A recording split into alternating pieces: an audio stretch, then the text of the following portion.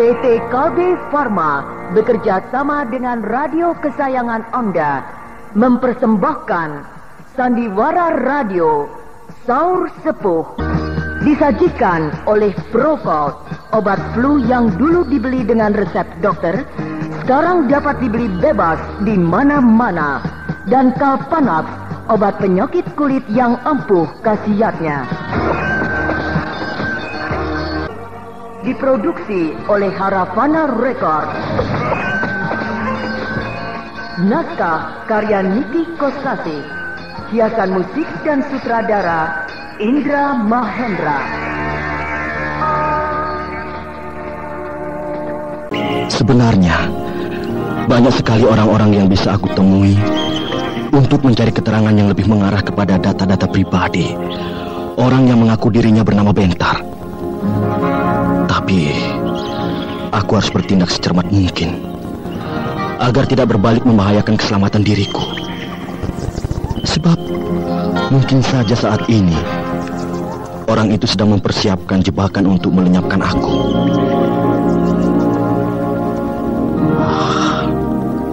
Sekarang sebaiknya aku harus kemana? Sebaiknya aku pergi ke Gunung Lawu menemui Anjani. Tapi di sana tentunya ada Lasmini, ibunya.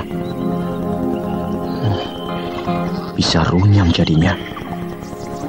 Bukannya memperoleh ketenangan, tapi sebaliknya menambah beban persoalan. Burung seriti meniti titian, burung seriti titian, tetes air di batu-batuan, tetes air di batu-batuan, meniti hatinya, meniti hatinya, meniti hati. Lasmini. Tetes air di batu-batuan, tetes air di batu-batuan. Suara yang tadi aku dengar itu suara Lasmini. Gemericiknya meniti. Tapi di mana dia? Burung seriti meniti titian. Suaranya terdengar jelas, Tetes air di bergema ke segala arah.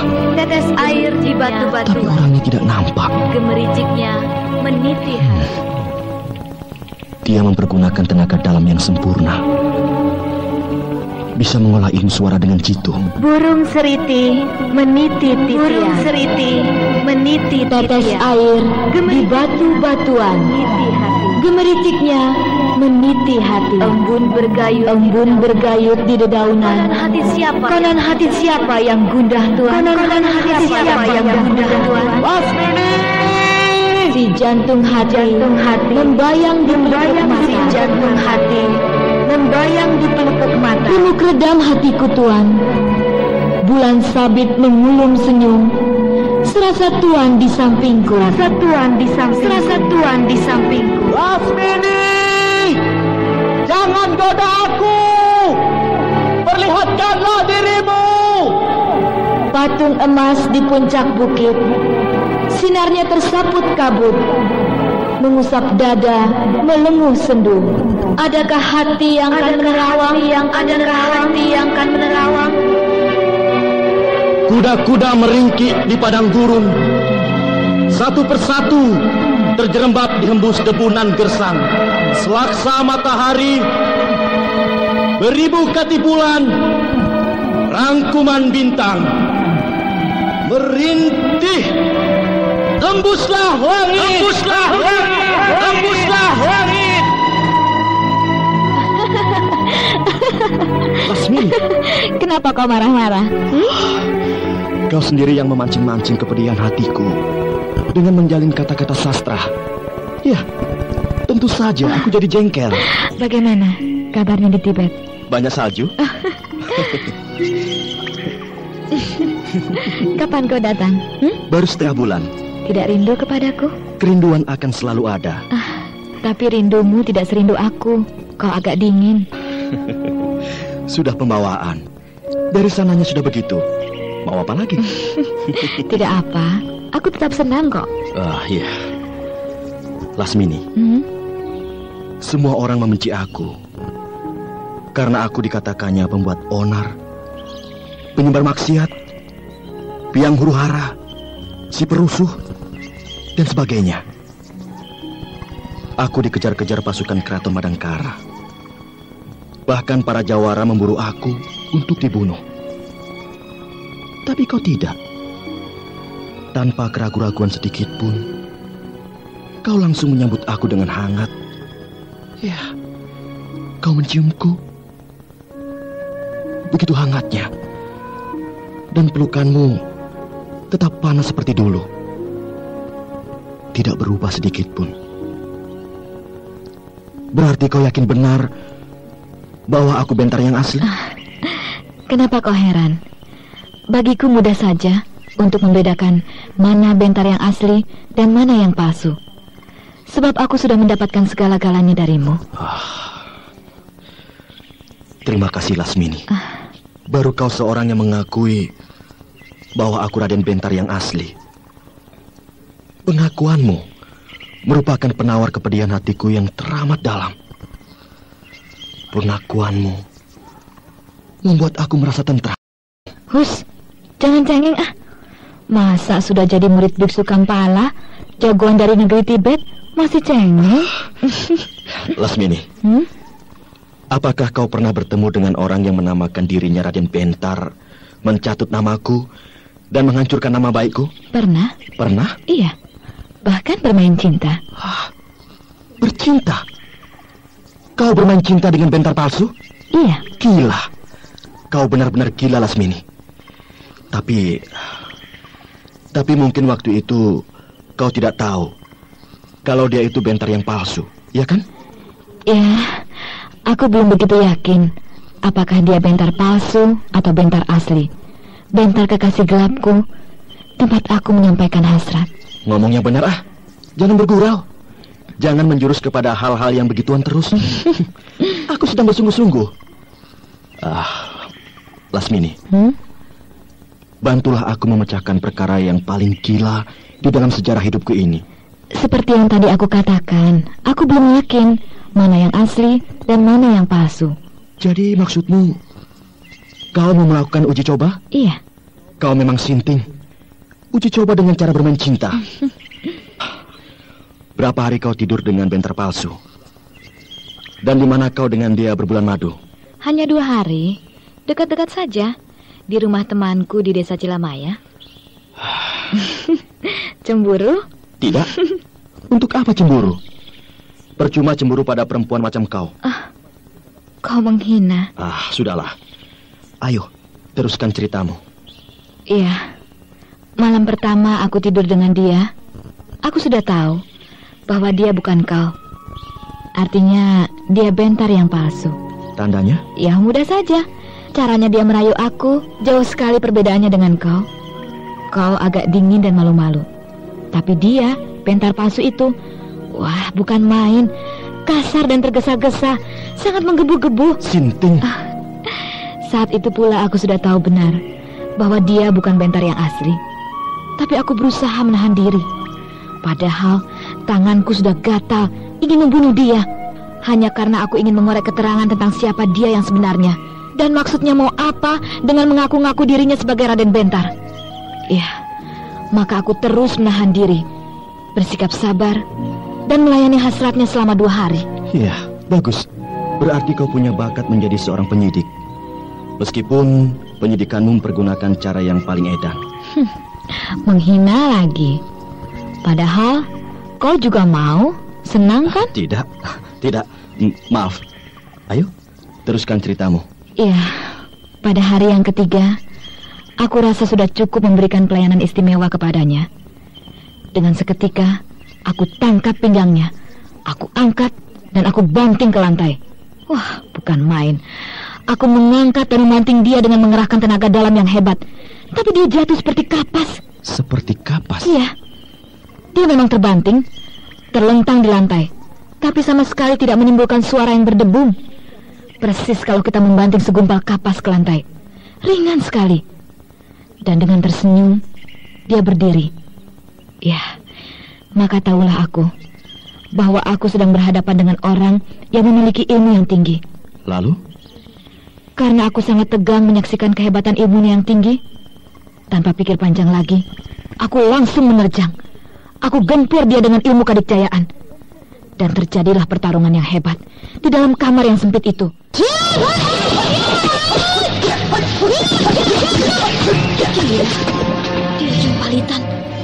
sekali. Lebih cepat dari bunga anggrekku.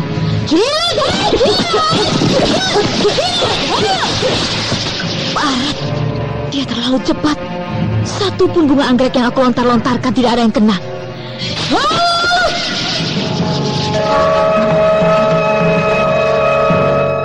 Kenapa berhenti?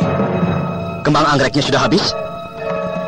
Kalau yang berwarna jingga sudah habis, ayo, keluarkan lagi yang berwarna hitam, merah, biru, atau belang-belang. Keparat, jangan besar kepala dulu. Karena sudah bisa menghindarkan gempuran jurus kembang 1000. Sekarang, tahan ajian serat jiwa.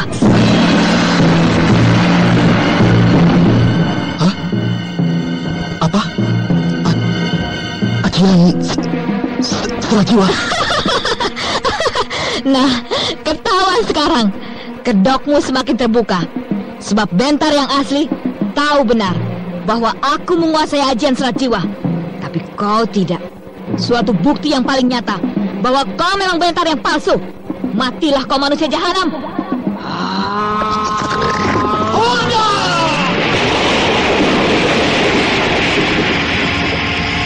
Aduh, dari kedua telapak tangannya keluar sinar. Aduh, berdebah. Mataku jadi silau. Hilang. Kemana dia? Berdebah. Dia sengaja menyerang kedua mataku dengan pancaran sinar yang silau. Dan sebelum aku sempat menamparkan ajian serat jiwa, kesempatan itu dia pergunakan untuk kabur. Hebat. Hebat. Ilmunya terlalu tinggi. Gerakannya terlalu cepat. Seolah-olah dia bisa menghilang.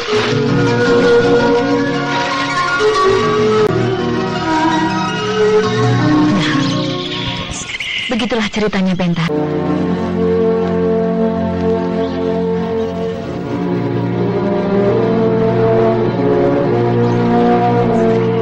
Aku kehilangan jejak. Sebenarnya aku ada niat untuk mengejar dia. Tapi melihat keadaanku yang hanya berpakaian darurat, ya, terpaksa aku membatalkan niatku. Maka jadinya, aku kehilangan jejak hingga sekarang. Sayang sekali. Siapa dia masih tetap gelap. Maaf Bentar. Maafkan aku. Aku masih kurang cermat di dalam mengatur jebakan. Sehingga perangkap yang aku buat berantakan. Aku tidak berhasil membuka kedok orang itu. Tidak apa, Lasmini. Kau tidak salah. Bahkan aku mengucapkan terima kasih yang tak terhingga. Sampai-sampai kau berpasrah diri demi untuk menolong aku, memulihkan nama baikku. Demi kau, aku bersedia berbuat apa saja.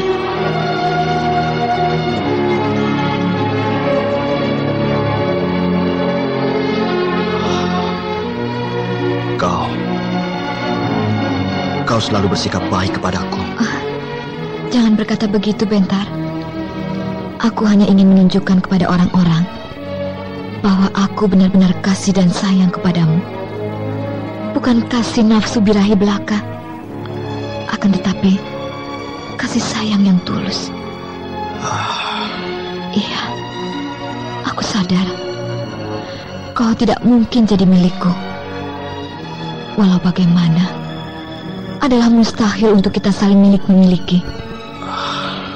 Tapi itu bagiku tidak jadi masalah.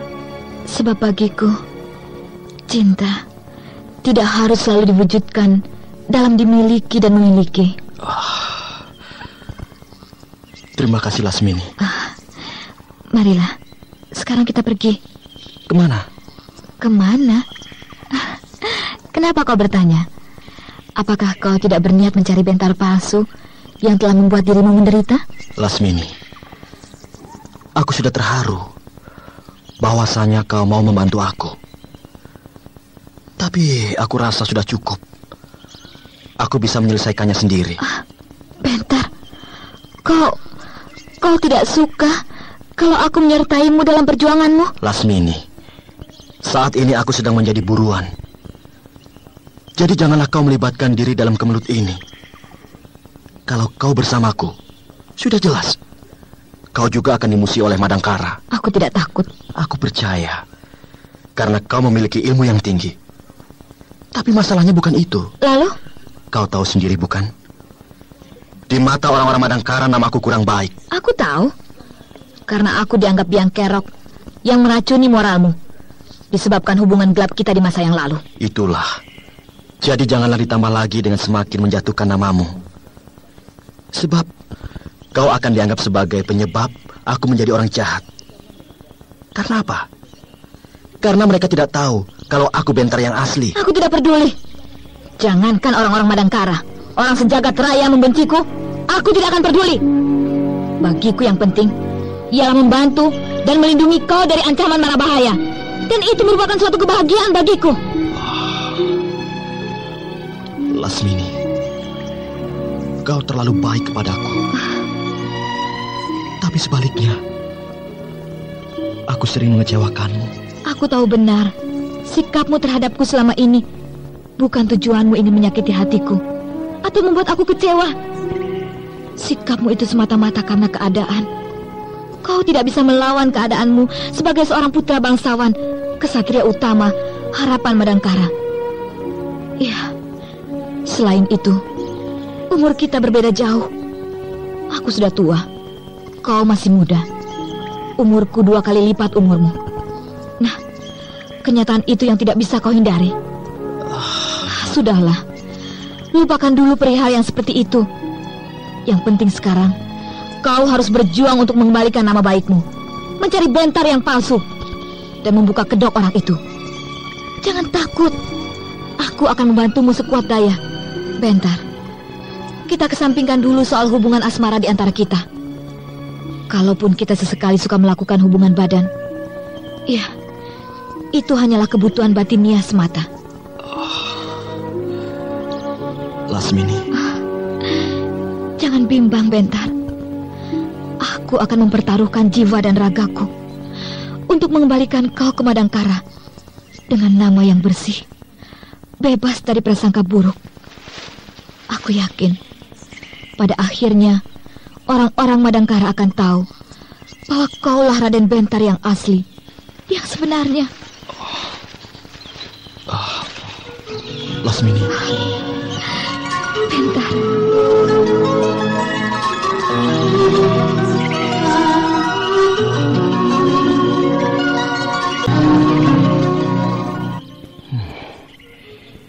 Jahanam benar orang itu. Nama baikku hancur sama sekali. Alah, sudahlah.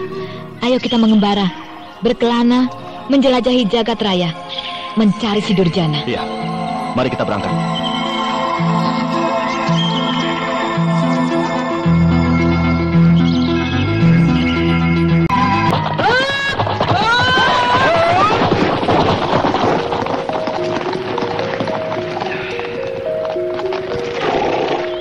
Kenapa berhenti, Kak Garnis? Di depan ada simpang 2. Yang ke utara menuju ke Sumedang Larang, yang terus ke timur menuju ke wilayah Wetan, dan terus bisa sampai ke Gunung Lawu. Terus saja ke timur. Kau yakin? Aku yakin. Kakang Bentar pergi ke Gunung Lawu. Karena di sana ada Lasmini, bukan? Iya. Dia akan minta perlindungan kepada Lasmini. Jangan cemburu, Dewi Rara. Tidak, aku tidak cemburu. Sebab mau dikatakan apa lagi, Bentar memang suka kepada Lasmini. Aku rasa bukan hanya masalah itu, Dewi Rara. Lasmini seorang tokoh yang sangat dikjaya, ilmunya sangat tinggi. Jadi Bentar akan aman kalau berada dalam lindungan Lasmini. Lagi pula di sana ada Dewi Anjani. Nah, Bentar tidak akan berbuat gila dengan Lasmini, sebab merasa malu terhadap Anjani. Iya, benar. Ayo, kita teruskan perjalanan kita.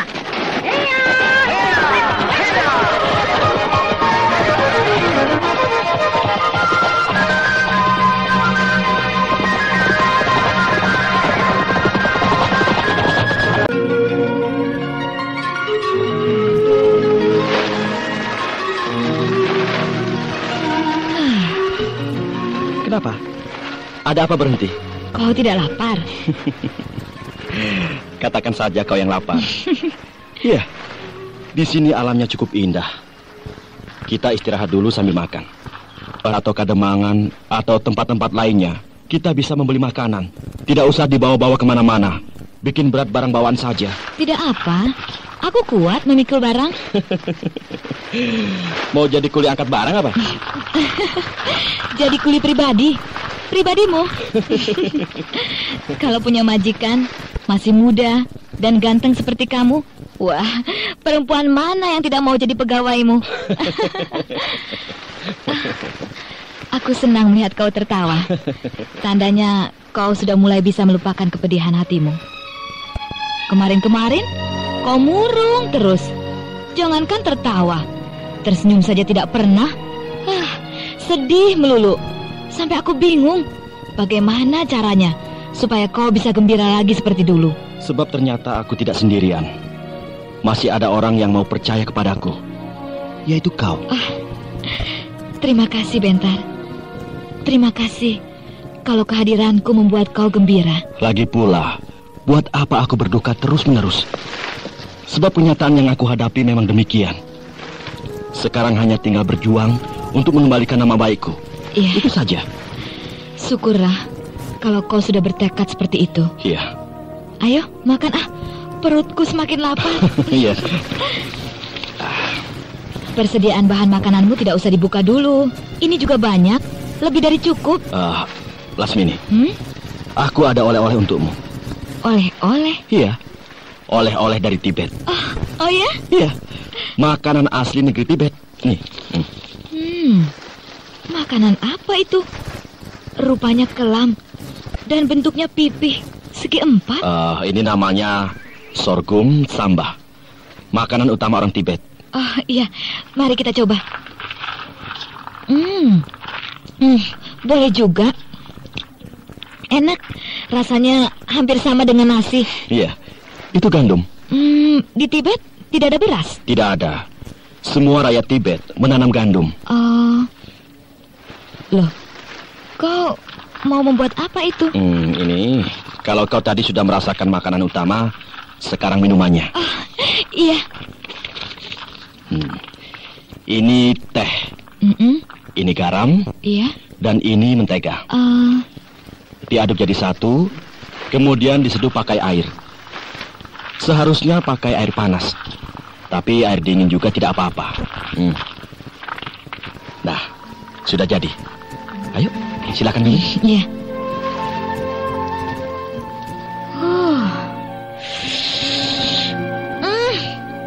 Tidak enak. Kalau tidak biasa memang nek. Padahal minuman itu minuman yang istimewa. Biasa disuguhkan kepada tamu-tamu terhormat. Lebih enak tehnya saja. Jangan dicampur dengan garam dan mentega. Iya. Yang aku herankan, Bentar palsu bisa memperoleh barang-barang buatan Tibet seperti yang aku bawa ini. Oh ya? Iya. Dewi Rara Amiyati bercerita kepadaku. Dewi Rara Amiyati? Iya. Aku menemuinya di Padepokan Gunung Wangsit untuk mencari keterangan. Juga kepada Paman Soma, guru Padepokan itu. Cemburu nih. Pasti kau cium dia. Tidak. Bohong. Benar. Kau mungkin tidak. Tapi pasti Dewi Rara Amiyati yang menubrukmu, lalu menciummu, sebab dia tergila-gila kepadamu. Tidak juga. Sebab dia mengutuk aku. Mengutuk? Iya. Meskipun ada kesangsian di dalam hati kecilnya, tapi pada dasarnya hampir sama dengan orang-orang Madangkara yang mengutuk perbuatan jahat Bentar. Mungkin dia terpengaruh oleh lingkungan. Iya. Mungkin juga begitu. Iya. Dia juga sama denganmu. Sama denganku? Iya. Maksudmu? Kalau kau dengan sengaja mendatangi Bentar palsu. Tapi kalau Dewi Rara didatangi. Oh iya? Bentar palsu mengunjungi Dewi Rara Amiyati di Padepokan Gunung Wangsit. Merayunya. Dan mengajak bermain cinta. Tapi tidak berhasil. Ya, aku percaya. Sebab Dewi Rara Amiyati didikan Keraton Madangkara yang tegar menghadapi godaan laki-laki.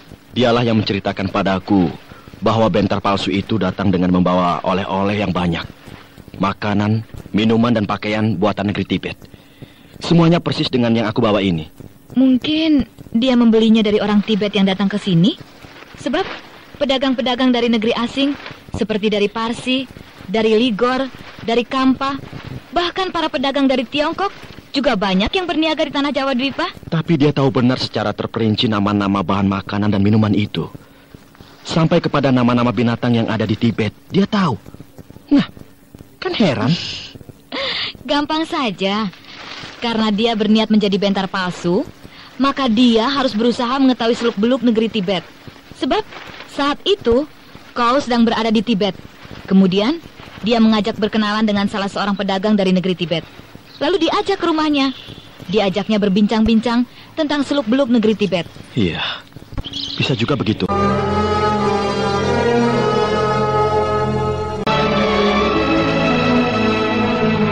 Wah, kau senang banget, Anjani. Bagaimana aku tidak bangga dan bahagia? Kebun bunga ini semuanya aku yang mengerjakannya. 1 bulan aku menjelajahi desa-desa dan dusun, mencari bibit kembang, kembang mawar, kembang melati, kembang sedap malam, dan lainnya. Kemudian aku mencangkul tanah ini, menanam dan menyirami, serta memupuknya. Dan sekarang semuanya tumbuh dengan subur. Alangkah indahnya kebun bunga milikku ini. Tanganmu dingin, Anjani. Mungkin kalau kau bercocok tanam hasil bumi, seperti jagung, ketela pohon, cabai, kubis, dan sebangsanya, pasti akan berhasil dengan baik. Tanaman hasil bumi dan palawija di padepokan kita ini sudah cukup banyak, karena yang menanamnya juga banyak. Iya, semua murid-murid di padepokan Anggrek Jingga ini, semuanya bercocok tanam palawija. Baru kali inilah, dan hanya kamu seorang yang bertanam bunga-bungaan. Dari kecil aku gemar sekali pada bunga. Untungnya ibumu, Guru Lasmini, pandai memilih tempat. Gunung Lawu ini tinggi dan luas sekali. Tapi ibumu berhasil menemukan tempat ini di salah satu bagian lereng Gunung Lawu yang paling subur. Sehingga apa saja yang ditanam di sini tumbuh dengan subur. Menurut cerita ibuku, bukan ibuku yang menemukan tempat ini, tapi gurunya, Nenek Lawu. Ya, aku pernah mendengar cerita itu. Ada apa itu? Didayana berteriak-teriak. Dayana, ada apa? Ada 3 orang penunggang kuda sedang mendaki lereng gunung menuju ke sini.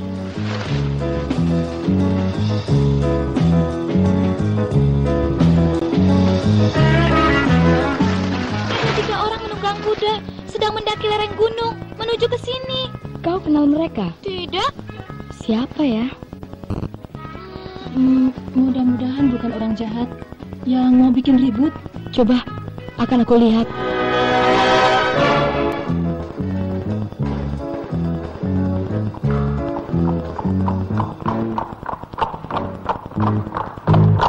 Jalan setapak di lereng Gunung Lawu ini yang menuju ke padepokan Anggrek Jingga sudah tidak pantas lagi disebut jalan setapak. Pantasnya disebut jalan apa? Jalan 2 tapak. Kau ini, Paksi, mana ada jalan 2 tapak? Iya, sebab keadaannya sudah cukup baik, Kak Garnis. Semakin dekat ke padepokan semakin rapi. Di kiri kanan jalanan ditanami rumput bulu, diselang-seling dengan pohon kembang. Bagus ya, elok sekali. Murid-murid perguruan Anggrek Jingga semuanya perempuan. Jadi tidak heran kalau keadaan di sekitarnya rapi dan elok. Aku mau daftar, Daftar? Iya, mendaftarkan diri menjadi murid padepokan Gunung Lawu itu. Pasti menyenangkan. Semuanya perempuan. Laki-lakinya hanya aku sendiri. Asik. Kamu memang punya bakat, Paksi. Hah? Bakat apa? Bakat nakal. Sialan. Pak Garnis! Paksi! Giliran! Oh, itu Anjani. Anjani!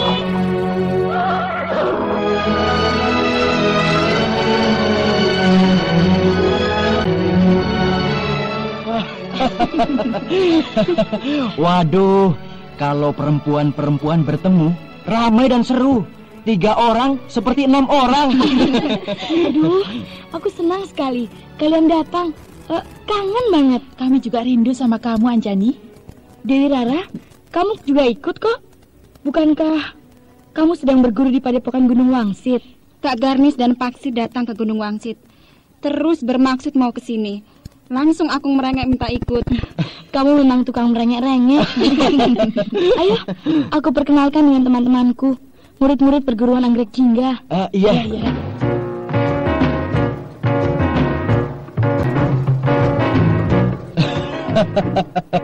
Apa kabar nona-nona manis? Laki-laki jangan masuk ke sini. Ini pondokan perempuan. Pondokan untuk laki-laki mana? Wong di sini semua muridnya perempuan kok. Raden Paksi, nakal, ayo keluar. Loh, sesekali memeriksa keadaan dalam pondokan murid-murid perempuan kan tidak apa, malah asik. Raden, keluar ah. Kamu padepokan tempatnya di sana tuh, di pondokan yang seberang itu.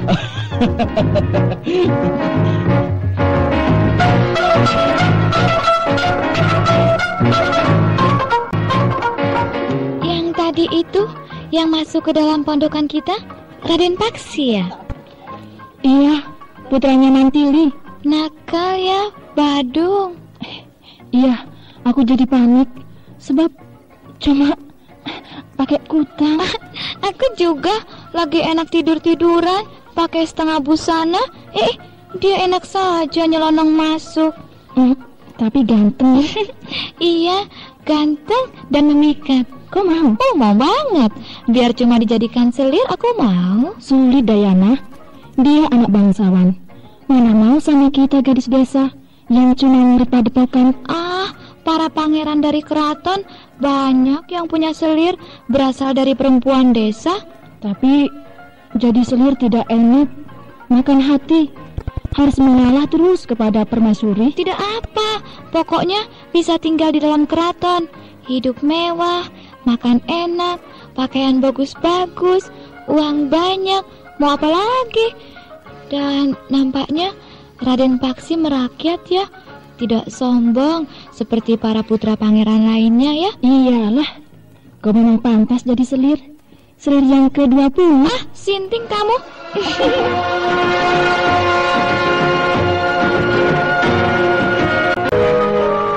Paksi, kau tadi masuk ke dalam pondokan ya? Iya. Ya ampun, mau apa nyelonong ke asrama putri? Aku cuma ingin tahu kok, bagaimana keadaan pondokan murid-murid wanita dengan pondokan murid-murid laki-laki. Dan memang asik ya.